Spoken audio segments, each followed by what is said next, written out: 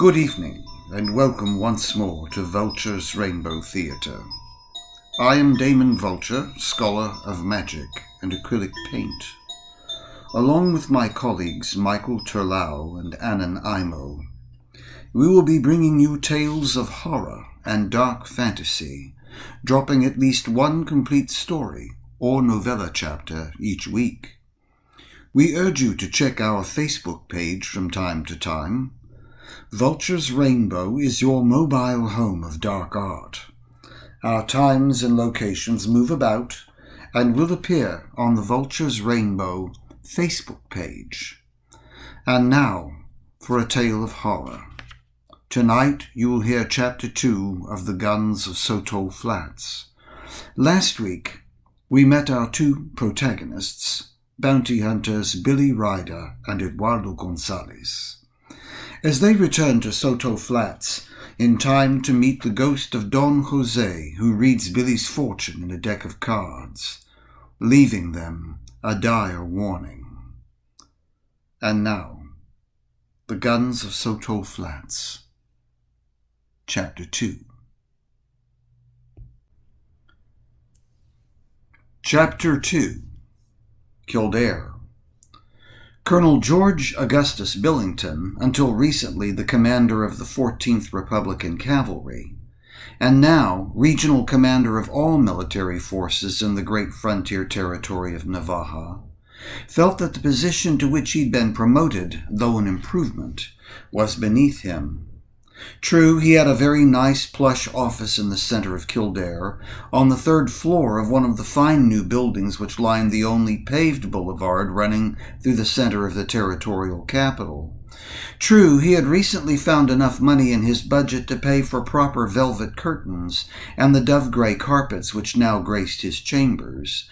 And true, to give himself the dignity which befitted him, behind his desk on the wall over his head, he had hung the great portrait of himself on horseback, painted years ago by a prominent artist back east, Michel Taillard du Mazanel, when Billington had been a prominent figure in the nation, one of the Republic's heroic generals in the recent War of the Partition. His temporary demotion to major on the orders of President Blount and his assignment to this God-forsaken hell of a place had come as a shock to him, though upon reflection he could understand the reasons for it. After all, in the interest of keeping himself in the public eye, and with the intention of being nominated by his political party to run against Blount in the upcoming elections, he had been outspoken and critical of the president's Indian policy. He had also offered hints to the newspapers concerning his own presidential ambitions.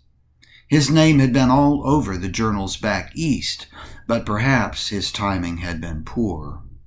With the elections 2 years away, any momentum he might have gotten from his remarks would long since have petered out. And he had put himself in the president's gun sights. The rest, as they said, was history. Though he agreed grudgingly that his exile had probably been just, it still galled him. He had served under the president in the Partition War when the president was General Blount, commander of the Grand Army of the Righteous. Billington had on his own turned the course of the war from a series of Republican defeats to the eventual trend of victories which saved the Republic. After all, it was he who, with his cavalry division, had first seen and occupied the high ground at the stupendous Battle of Pines Church. Billington had held that ground against overwhelming numbers of red-coated royals, keeping the rebels at bay until the main body of the Republican forces had arrived on the scene. The royals never recovered from the thrashing they got in 3 bloody days of fighting which followed, and within a year and a half, Blount was sitting at the table of peace with the rebel general Jefferson Tryon, outlining the terms of surrender. Billington had stood at Blount's side during the treaty signing, and it was Billington who'd been entrusted with oversight of the Reconstruction program once the war was over. He was proud of the work that had been done to ensure that the rights of freed Negro slaves were honored, that free elections were properly held, and that the Royalist rebel states had made the necessary transitions to rejoin the Republic. His reputation as an important man and patriot had grown swiftly in those days, his name often in the newspapers, both in the North and South. And then the stupid, ill-timed mistakes. He'd gotten greedy and cocky, forgetting that he was still at the mercy of his benefactor. Now here he was, shooing flies off a glass of whiskey in this hot, saints-forsaken hinterland. There were some momentary bright spots. His wife Adele, for instance, had gone back east in a huff, avowing she would never leave the national capital again. He could resign his commission, she had declared, and join her, or rot in the desert heat. He'd decided to rot. Now, the first of those bright spots in his life, and it was a doozy, was that with her gone, he could go to Mrs. Tumblety's house of hospitality any night he chose, and avail himself of the women there, women who came in all colors and sizes, women who said nice things to him. Even if their words were lugubrious lies, they were not the sere and cutting remarks with which he had had to live every day, while Adele remained in Kildare. And, unlike Adele, they gave him what he came in for. Another bright spot in Billington's existence as he saw it was that things were heating up in the borderlands. If half of what the Kildare Herald had to say was true, he and his men would soon see action after a long period of festering quietude. Former Tolixcan Senator Carlos Seguin, known in that country below the border as El Calvo, the Bald One, had recently been sighted crossing the Rio Amargo at the head of a cavalry division. The Imperio had tried to reassert control in Tolixco, imposing a large army from the continent and their own hand-picked Tolixcan emperor.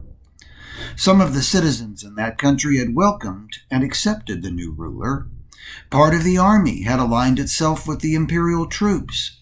The rest of Tolixco, still loyal to President Ernesto Gallegos, fought to rid themselves of their unwanted emperor and restore their constitution.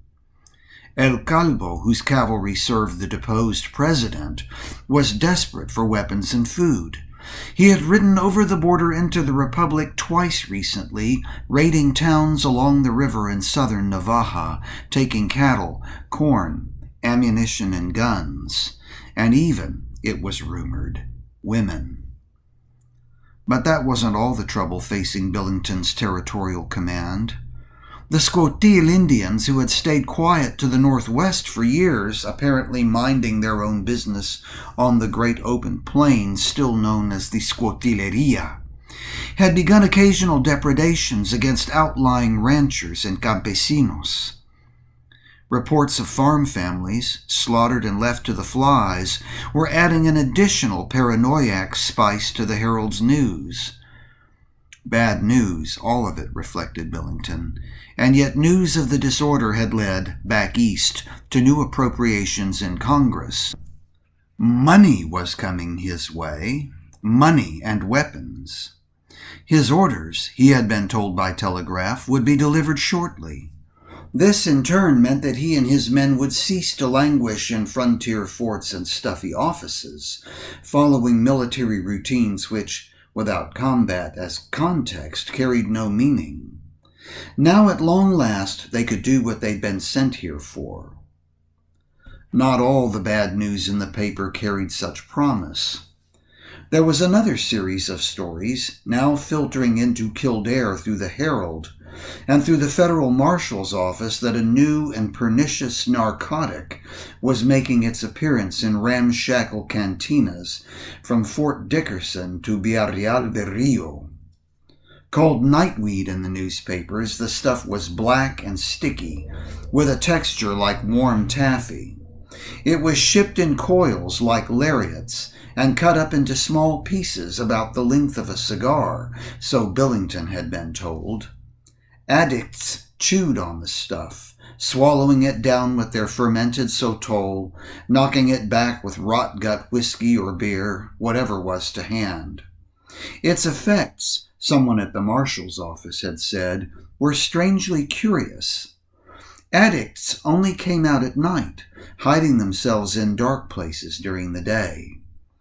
When they appeared at late hours in the seedy taverns of Kildare, they invariably came with their heads covered, their faces concealed under dark bandanas, velvet bags, whatever they could find to shut out light.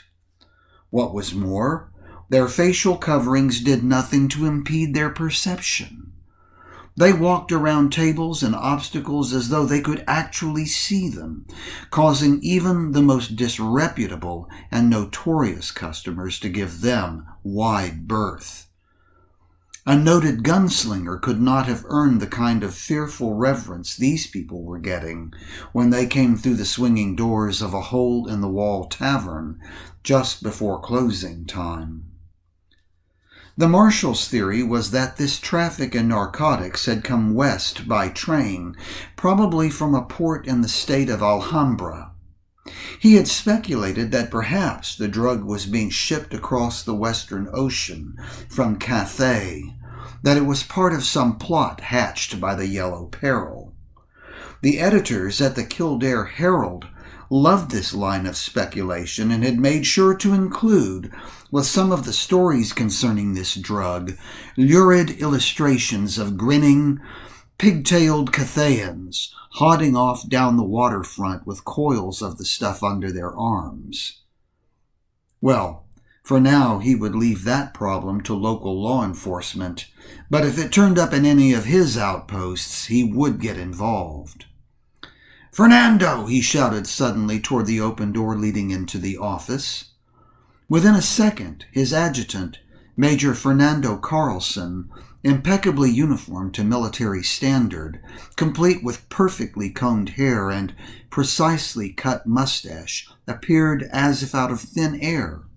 "You called, sir?" he inquired. "Any further word on when my orders are due to arrive?" Billington asked, using a tone which suggested that Carlson himself might be to blame for their tardiness. "In point of fact, sir, a courier just arrived with them. He's waiting at my desk." Billington was surprised to find himself disappointed. Not with the arrival of the orders, to be sure, but with the loss of an opportunity to take a chunk out of Carlson's haunch. That was a blood sport he loved, often verbally chewing the butt of his adjutant for no other reason than the satisfaction it gave him. Suddenly he laughed at himself, something he hadn't done in a long time.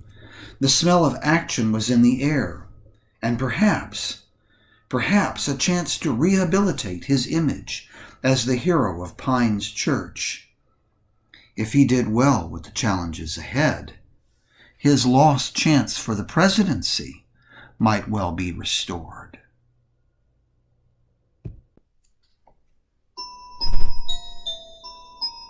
You have been listening to Chapter 2 of The Guns of Sotol Flats. Look for a new chapter each week, and for short stories of horror and dark fantasy by yours truly, Damon Vulture, and my rather rustic colleague, Annan Imo. If you like the fiction you hear on this channel, seek out Michael Terlou's other novels, Beggar's Night and The Yule Country, at Amazon.com, where they are available as ebooks, freely to be previewed or bought.